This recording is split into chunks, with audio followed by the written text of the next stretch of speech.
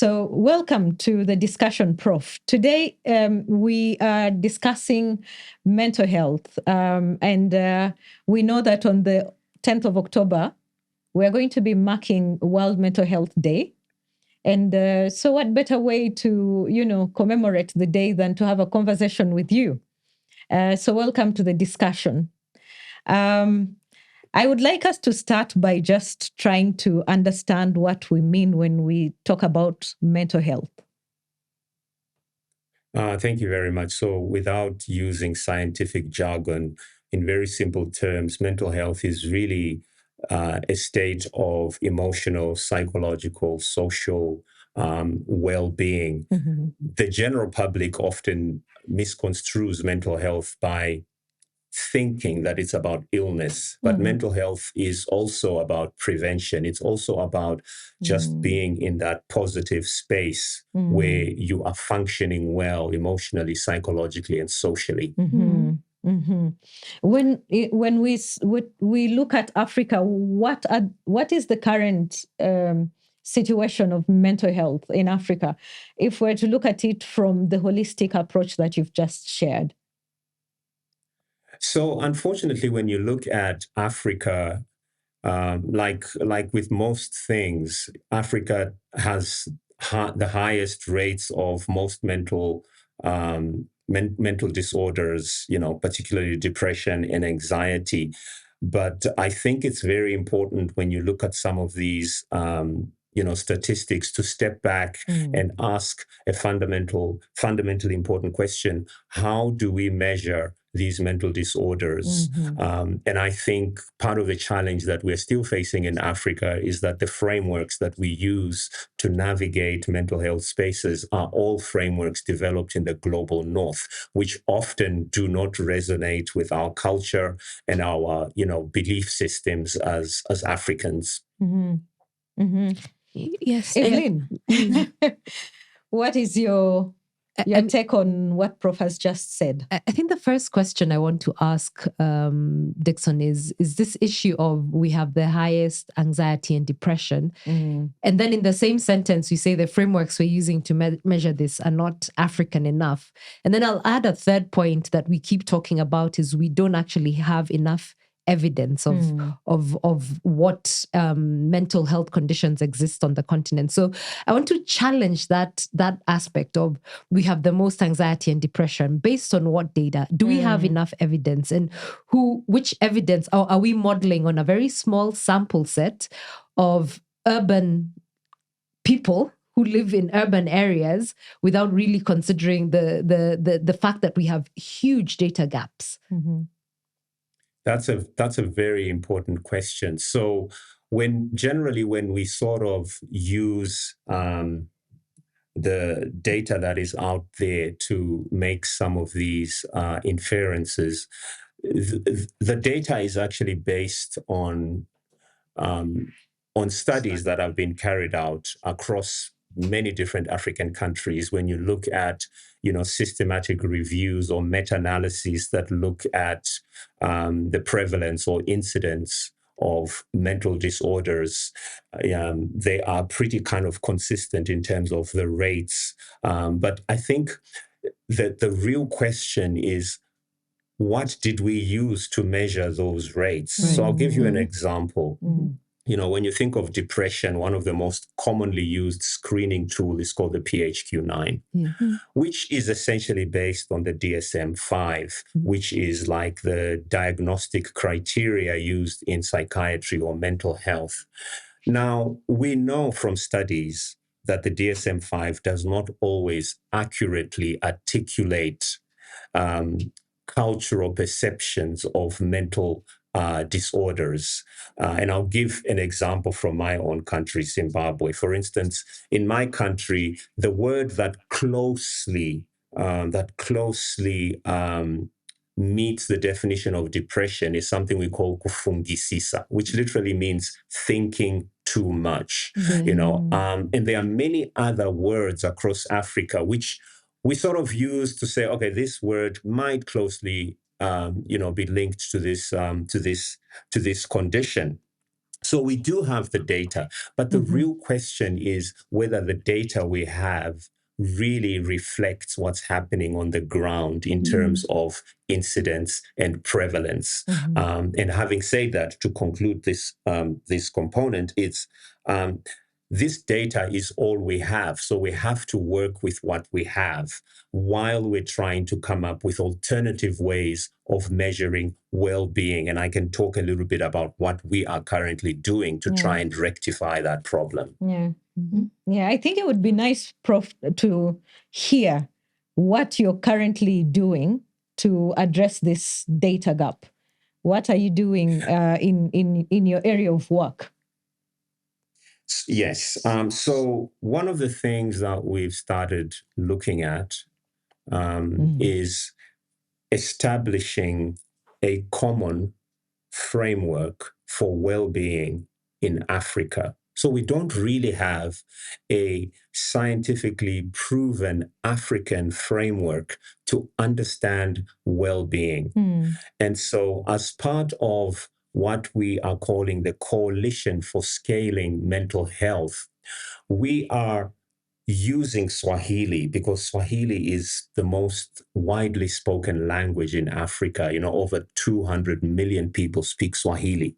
And so what we are essentially doing is immersing ourselves in the Swahili language to really try to understand what well-being is for people who speak Swahili or for people in East Africa. And using that as a template, we will then develop our own indigenous screening tools for whatever it is we call mental well-being from an African perspective. Once we've done that, we will be able to use Swahili as the gold standard to then extrapolate and come up with measures for other African languages. You know, because in Africa, when you really think of languages, most of the languages are sort of from the Bantu stem. You know, my language is Shona. And there are lots of similar words in Shona to Swahili. When you think of languages like Bemba, which is spoken in Zambia, it's the same thing. When you think of Chichewe, you know, or Nyanja, you see a lot of these similarities. And so if we use Swahili as the base, the sort of gold standard, I think we will better understand how our people in Africa truly articulate well-being. And I think we might then be able to come up with more accurate statistics that really reflect the lives of Africans. But it's a process. With us, we have a very beautiful young lady. And we would love her to join the conversation. Constance. Hi, Dixon. Hi, Constance. It's so nice to meet you. I'm a big fan of your work, especially on the friendship bench. So I have a question regarding data. We have the Beck's inventory tool where it is normally used to screen depression. And I think most people think of it as a diagnostics tool instead of a screening tool. So WHO recently released a mental health atlas report that's saying how many people are suffering from anxiety or depression and suicide. So now my question is, people do not know where they are supposed to be going to get diagnosis. So they go to screening tools. They use these screening tools like PHQ-9, the Beck's inventory tool, and they are able to think that they are suffering from a specific condition like anxiety or depression. So I think this also stems down to level of awareness where people should be able to understand the different practitioners. Like if I'm going through, I'm unable to sleep or I'm having suicidal thoughts or ideations, this is the person that I am supposed to go to, either to a psychologist or to a psychiatrist or to any other mental health practitioner. So how can we be able to make people aware that these tools, they are screening materials and they do not diagnose, so that we can be able to have relevant data? Thanks. That's really very insightful. Before I even touch on that, I think you brought up a very important subject of screening tools. And so I think we need to also mention that the screening tools that are largely used in Africa, you touched on the Beck's inventory, which was developed in the global north. They are really supposed to identify people who are at risk or have a likelihood of having a given condition. Mm-hmm. And when you think of all those screening tools, a screening tool's accuracy is determined by its sensitivity, and specificity, the psychometric properties of the actual tool. It's a little bit like HIV testing. When you go for an HIV test, they are looking for antibodies, and things like that. So with a screening tool, you are looking at the probability that those symptoms mean that person has depression, and so how do we get people to be more aware?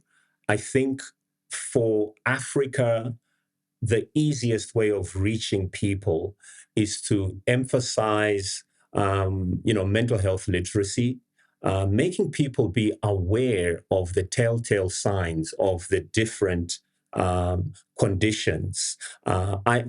I actually don't even like using, the label of identifying those who are depressed. Mm-hmm. I think we should be thinking more about identifying those that may benefit from sitting down to talking to somebody who may help them to navigate better in their lives. Mm-hmm. And what I've found consistently across most African countries is when you look for sleep challenges, someone who's having sleep issues, someone who is struggling to do their work, someone who's just struggling interpersonally as well, engage those people. Mm-hmm. It's not necessary to look at the full range of symptoms in the DSM-5 and then say you are depressed or you have anxiety. I think part of the challenge we face in global mental health is we've over-medicalized human suffering. Mm. And we need to move away from this emphasis of giving everybody a diagnosis. Mm. Yeah, I like where you're going with that, Dixon. I think for me, the point of over-diagnosing human suffering, and then you started off by saying we should be more interested in mental well-being, the good part of it, right? To move people to that line where we're not suffering, we're living, we're enjoying life, we're in our context, what is happiness is what we are trying to achieve for everyone, right? And I think the point you're making here is a lot of our screening tools and our diagnostic tools, and even the way we've been taught to think about mental health and well-being is to try and define something bad, the stigma around it, and then treat it rather than saying, let's define what health, well-being is in this space. And as a result, we'll be able to then guide people to that space that is good, right? The challenge, of course, is, you've already talked about it, is how we define the challenges we have. If you talk to my mother, she'll say what I'm experiencing or saying is suffering was normal in her context 20, 30 years ago, and it never crossed her mind that it was problematic, right? So we've done very well to problematize things that were supposedly normal. And then the other lens is the northern lens also sees our simplicity in rural areas as a problem, whereas maybe the child who is going to school yesterday, in fact, in one of our chats, there was a concern that there are some children who are walking to school by themselves. And someone asked in the group, where are their parents? And I'm asking, isn't that what we want to achieve? A society where children can walk by themselves to school rather than asking where are their parents. So I'm just correlating this, that we see the problem as something that our solution should be to make us freer and happier. But because we're embedding so many constraints in our lives that, we now have to treat problems and put ourselves in boxes. But maybe, and I want to come back to Constance a little bit. And I think, Dixon, you can jump in. Because Constance is a fan because of the Friendship Bench. But Constance, and perhaps as the Science for Africa Foundation, one of the things we're really interested in is working and trying to co-create with people with lived experiences. What we found is that we've got to really navigate this space very carefully, because working with people with lived experiences is not just engaging with, and I don't even know what normal is, because I believe all of us are on the spectrum of something somewhere at all times. But that challenge of defining what and how you work with people with lived experiences will also be a barrier.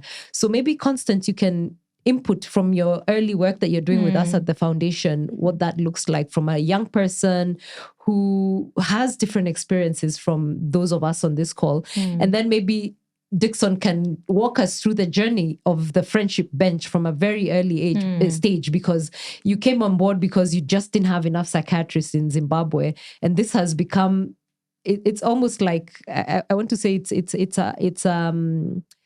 a concept that's really been scaled up across many countries now. And so you could have a chance to speak about that, but also see how it has built the lived experiences. Constance, over to you.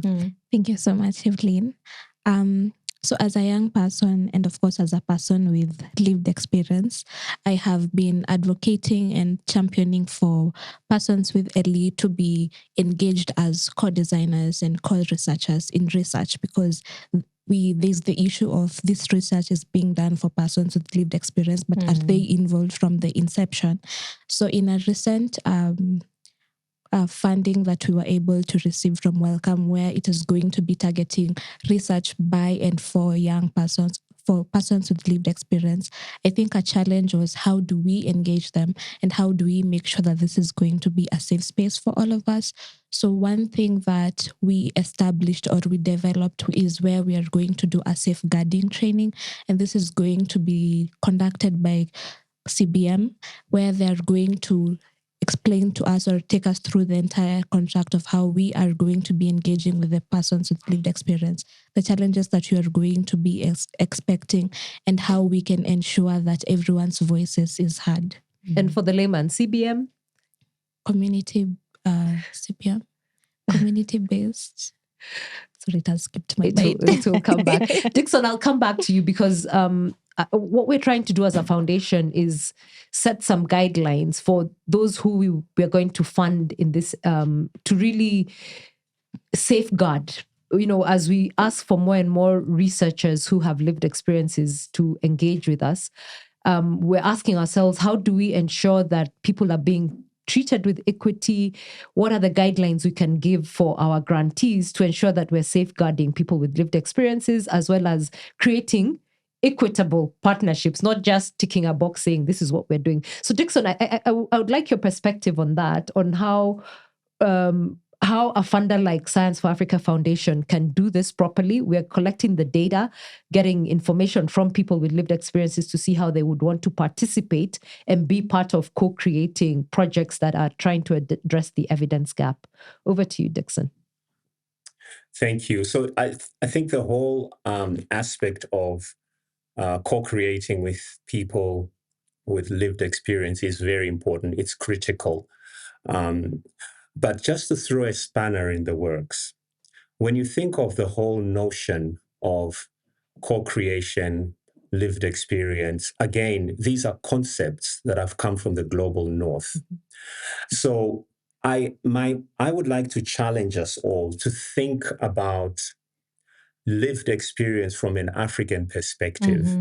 In Africa, our communities are collectivist. In the West, you can very easily say, I want to work with just young people, and come up with an intervention with and for young people.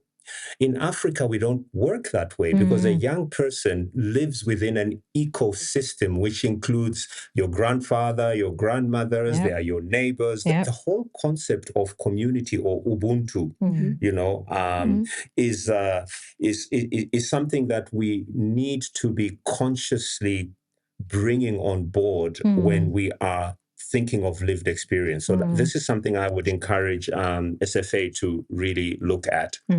It's a bit like what you shared earlier on about children walking to school on their own and then people saying, where are their parents? It's because we are trying to emulate the West. So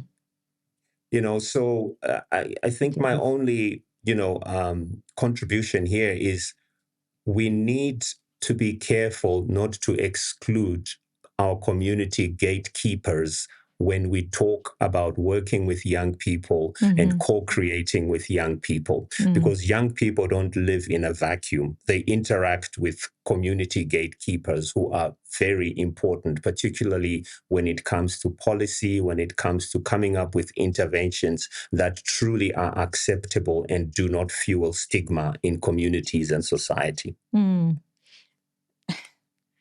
As you're speaking, I'm thinking about, Africa and how, and the alternative mechanisms of support that we have, to deal with mental health. When you look at, for instance, and I'm those of you who go to church, please don't come for me. But I'm looking at alternatives like, church. People have used religion, Christianity or religion, whichever people might belong to, as an alternative form of seeking, mental health support. Whether it's being, we have a program called Being, and it's being in terms of being healthy holistically, not looking at mental health as illness, really, but, looking at religion as one of those mechanisms of support. What would you say about these forms of support, not looking at the modern science, modern medicine? I don't know whether I should even use the word modern, but, the science and that we rely on to address the challenges of mental health. What would you say about these alternative mechanisms? I think it's important to look at those alternative mechanisms. Unfortunately, in Africa, we've been educated to dismiss anything that does not fit into frameworks that are developed in the global north.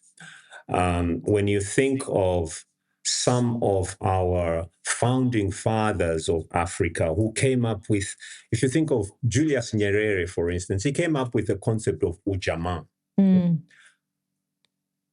Have we ever bothered to unpack what that means and how that can be integrated in the care of communities, in the care of young people when we think of mental health?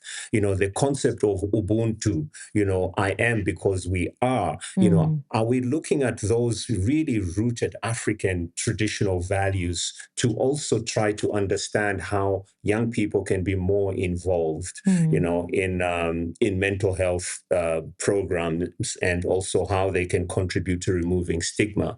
I think we have a wealth of wisdom and knowledge in Africa. And as we embrace some of the concepts from the global north, looking at lived experience, looking at how we can address stigma, as I said earlier on, it's going to be really important to also equally take seriously that which has already been there in Africa.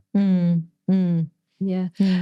And I like that a little bit. I think one of the issues we've dismissed over time as Africans, and it's part of our indigenous knowledge or how we pass knowledge, etc., is that important element that was rites of passage. We're claiming it back, but that whole process, whether you're a girl or a boy, navigating life as, from childhood to teenagehood to adulthood, right?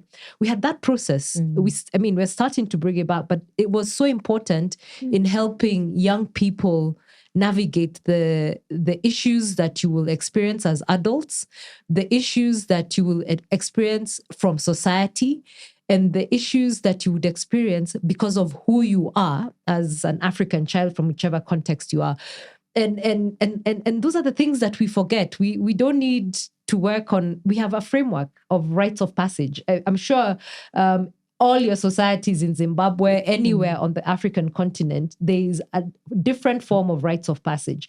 In the reason why, for example, Muslims they take their children to alternative school as part of school is to actually address some of those things.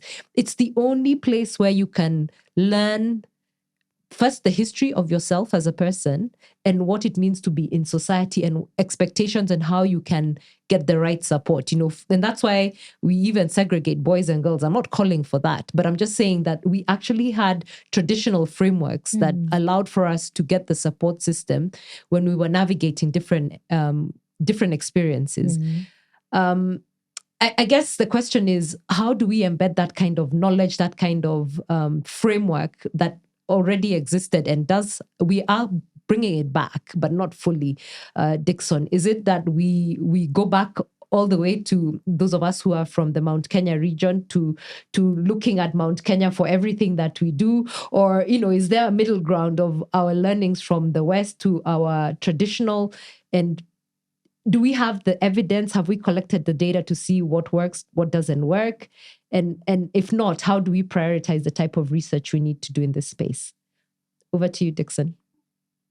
Yeah, that's a great question. So I think, and I'm just saying this because that's what I have seen from Friendship Bench, we have to authentically immerse ourselves in the stories of the elders of our community. Those who have lived long years, those who carry the battle scars of life and truly understand some of the cultural nuances of our people, how to live. I mean, if I can give an example of Friendship Bench, the whole Friendship Bench model, I think, is successful. I mean, we do have challenges on naturally like any program. The success is largely due to our embracing cultural, indigenous ways of thinking and navigating mental health.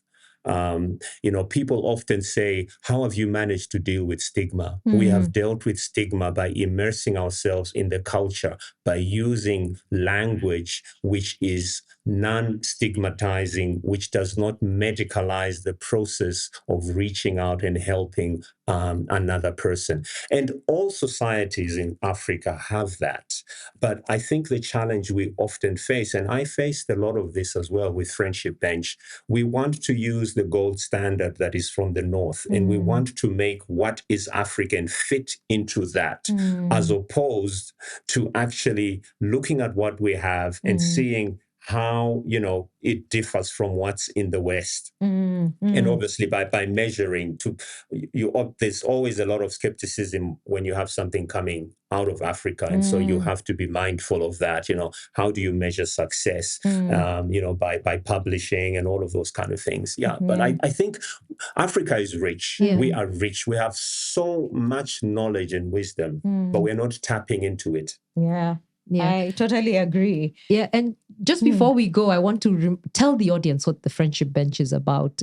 Dixon here, he tries to pretend he's not this great psychiatrist, but he is. He's founded the Friendship Bench in Zimbabwe in 2006, where he took 14 volunteer grandmothers and really tried to use local resources in these grandmothers to provide a way for people to have a structure for talking, where, he was the only psychiatrist in a huge community. He got the community to help him support how people can talk about their issues. And this is the birth of the Friendship Bench. So if you haven't had a chance, please go back and you can Google it. You can find Dixon Chibanda on many websites talking about the Friendship Bench and what it's done. Even here locally in Kenya, it was one of the test areas, and it's really, really expanded how we support psychiatric issues in the communities, in rural communities especially. Back to you, Constance. You've been quiet for a bit. So, I would before you go, before you say anything, I would just like to get to hear. I would like to hear Constance, thoughts in terms of young people being more accepting of mental health compared to some of the older generation. What is your take on that? And then you can share with us what you wanted to say.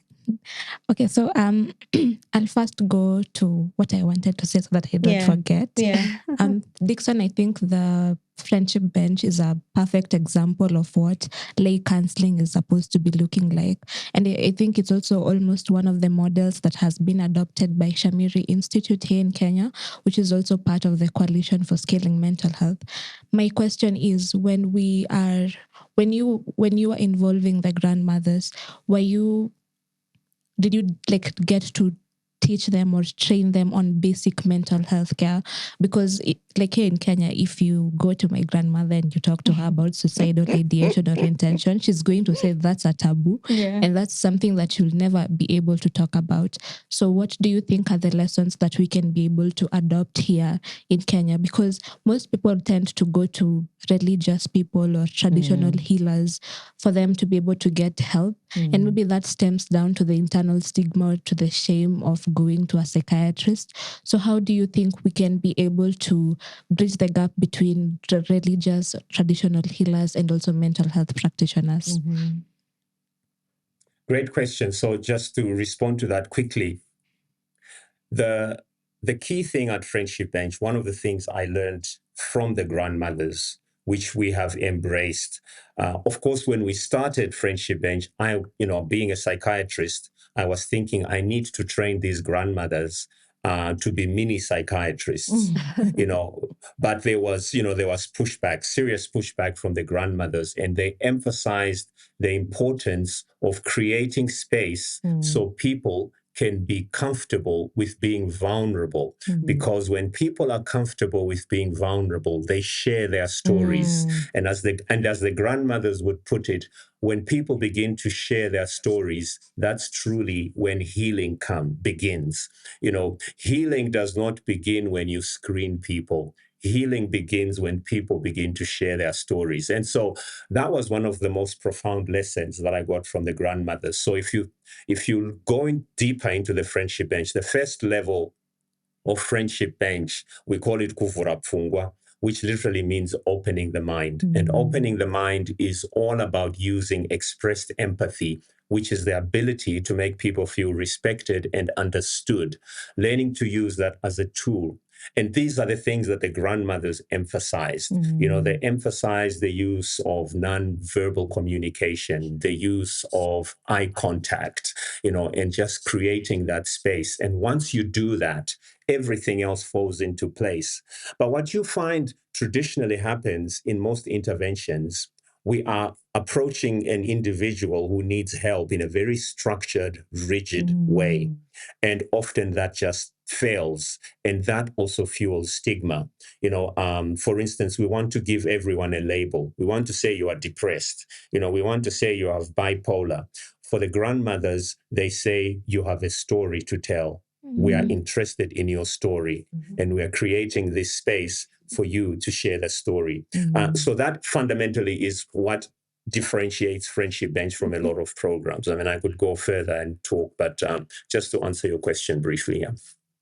Thank you. I think that's really important, especially here in Kenya, where young people have normalized mental health being like a trend. It's right now, it's like it's cool to say you have OCD or ADHD or depression. And so to go to your question, Lillian, I think as young people, we have begun to look for ways we can be able to talk about our mental health openly.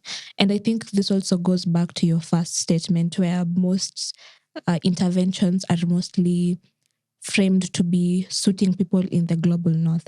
So what young people are doing, they're reinventing it and deciding how they can be able to share their stories, like integrating art and mental health. You can get to share your story through art, through music. I think also here in Kenya, the cost of therapy sessions are so expensive. So people tend to go to other platforms like TikTok, YouTube. You can get to listen to people sharing their stories, and also the use of AI, where you can, I think right now most people tend to use AI even more than therapists. And maybe because some therapists are not attentive to their work, as I can say. And also in cities like Nakuru, where I come from, it is so hard to get a therapy center. You can even find like 2 in a whole town.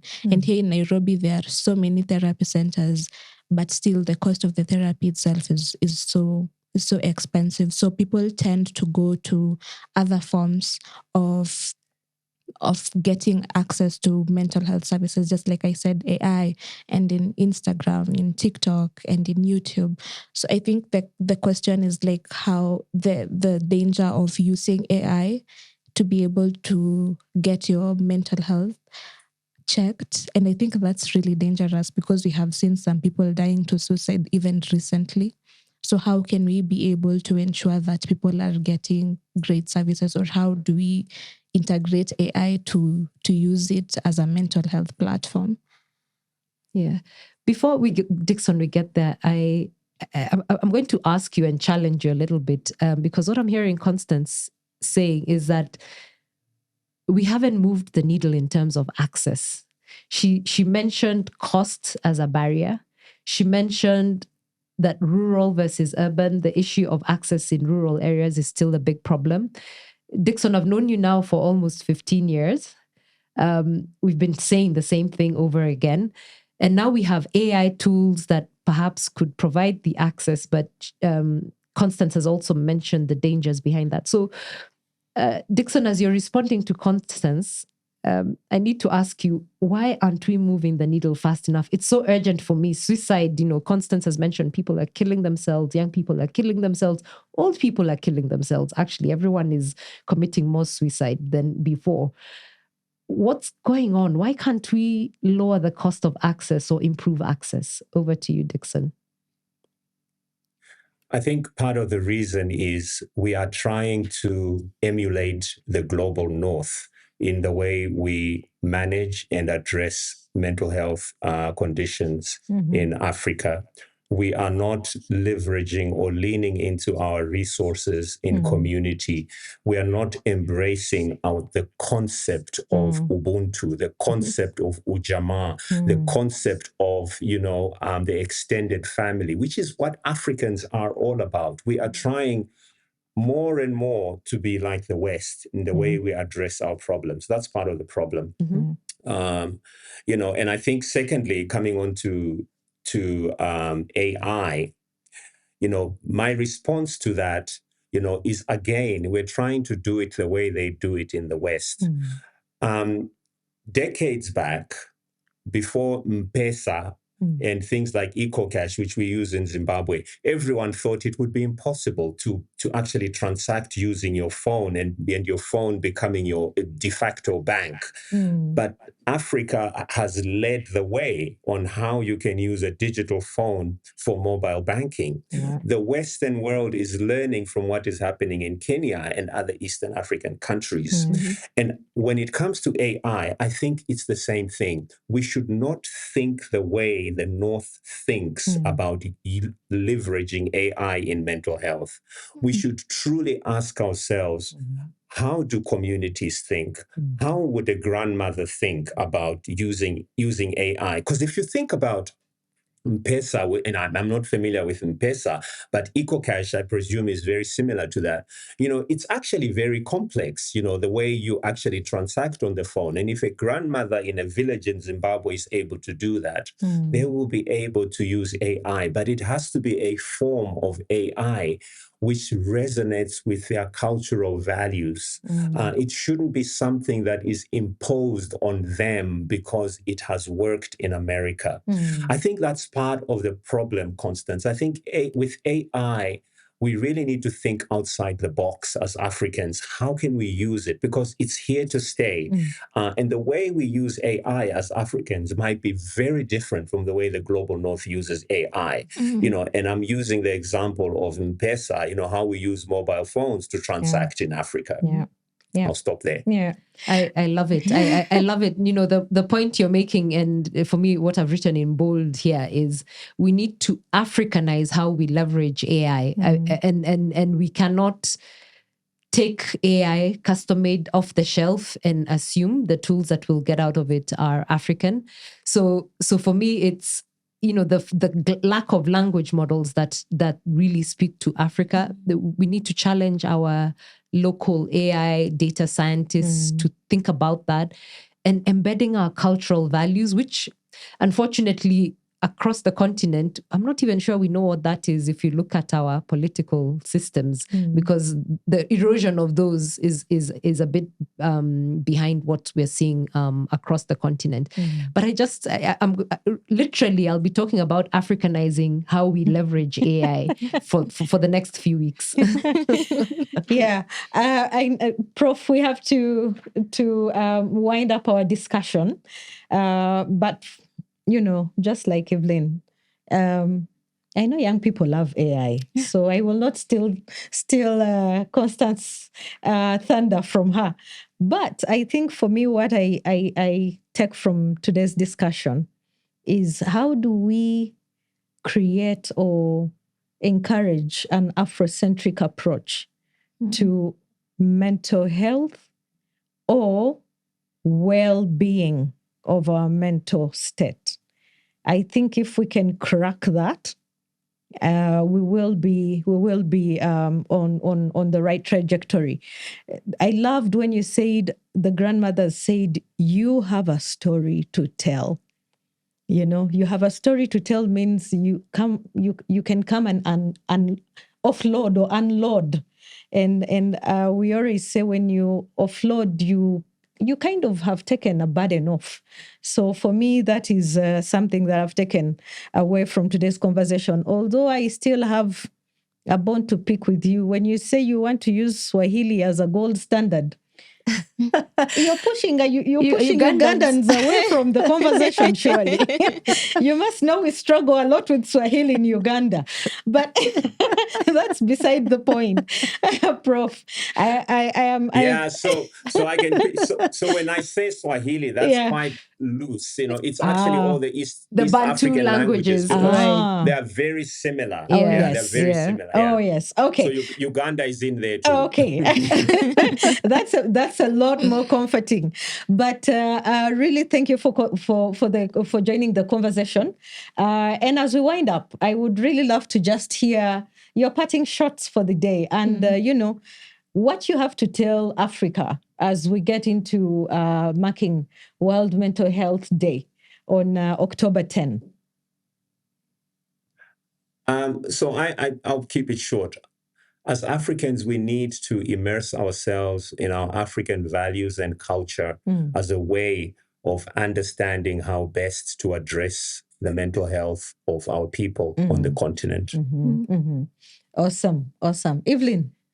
I think Prof has said it all, but the important thing is we cannot emulate the global North when we're trying to deal with mental health, because our story is our story to tell, and only how we tell it will help us address the issues that we have. So we need to tell our story a little bit more, and we need to embrace technology, but embrace it in a way of contextualizing it, localizing it, and using it to, whether it's the Bantu languages, whether it's the Cushitic languages, but really, really localize it so that it addresses our problems. Constance?